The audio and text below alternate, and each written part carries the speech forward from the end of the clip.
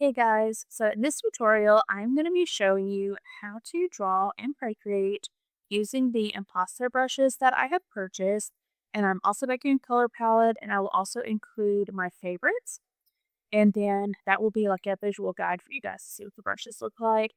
And once I made that guide, what I did was I actually went up through here and deleted the ones that I didn't like so that I wasn't trying to scroll down to find my favorites. And you can always re-import the brushes if you need more, but I'm pretty picky. So these are the ones that I want in particular, for the type of style I wanted. And I'm just going to show you guys how to do like little watermelon slice. So for this tutorial, you can use my stamps to make a finished design. Once again, you can't do it to do the clip art to sell separately. But what you'll be able to do is you can make clip art like this, and then you can pull it into an actual design and all the goodies. And then I will also be providing clip art for you guys in these styles as well if you did not want to purchase the brushes. So the first thing that I am going to do is I'm going to go ahead and select my green. And what you need to do for the colors here is your light is going to go to the left, your dark is going to go to the right, and you want to make sure your circle is showing the dark color, because if I select the light color and try to do something, it doesn't look as good. And it doesn't look as good on most of the brushes because it flips the way that the colors look. So what I'm going to do is, let me see. I don't want to do that type of brush. Okay, let's do that one. That one's pretty. So I've got my color selected, and this is doing the broad arched stroke brush. So then what I'll do is, let's see what it looks like on the lighter, to do like the lighter part of a rind. But you see how it's really glowy and it just doesn't look good. So what I'm gonna do is I'm actually going to I'm just gonna go from green to white, and then I'll go to red because I know that I have those colors already ready to go. So like I said, first little bit, I've got the regular part of the rind. Put that down just a little bit. And this is trial and error, guys, so I'm also picky, and I'll do it 1,000 times to get it the way that I want it to look. But now we have our green outer rind here. We've got our white, which is just two different grays selected. I mean, a white and a gray selected. And then I'm going to go in and I'm going to select the red so that we can do the next one. I do suggest doing all of these on different layers because you don't want to have to go back in and fix a layer and then you didn't realize that you were all doing it on the same layer and you have to start all the way over. So we're not actually doing like a clipping mask. So once I'm done doing this, I'll actually remove this down, because if you do a clipping mask, if you're dragging and dropping colors with this, it's going to make that edge right here straight, and we don't want it straight. But this is just showing you guys how to do it. And then I think I'm going to do the smooth texture strokes for the watermelon portion of this. And the more you press, the more this is pressure's like sensitive. So, see, I actually want to fill in those red gaps, but I don't want it to look really like, I don't want it to look like that's the direction I'm going.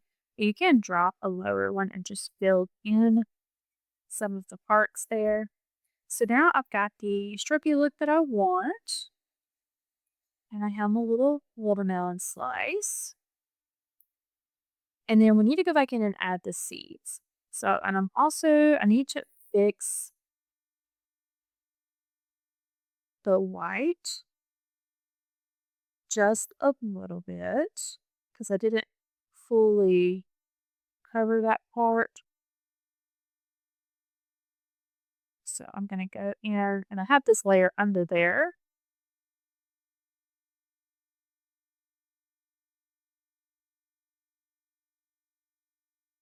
You don't want it to show. There we go.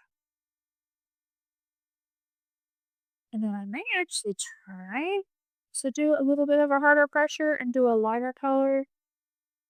I don't think that that looks bad. I think it looks pretty decent. Okay. All right. So then what we want to do is we want to go in and do the seeds.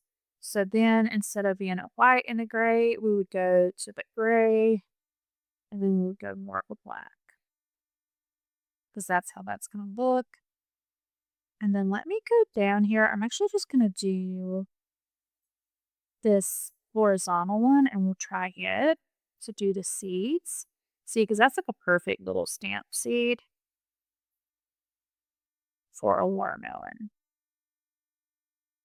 I only want to do one, so I'm just doing a light stroke. And before I do that, I need to turn my guide back on, but I need to bring it up here. So I know where to put the seeds. And I can bulk that off just a little bit.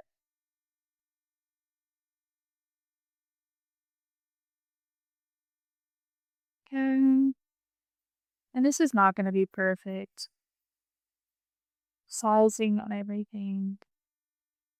And placement. And that's okay. That's kind of the beauty of it, right? Like this isn't like a perfect type of thing. You want that like hand painted, hand drawn look. So let me turn it off. And now we have a watermelon spice with the impasto.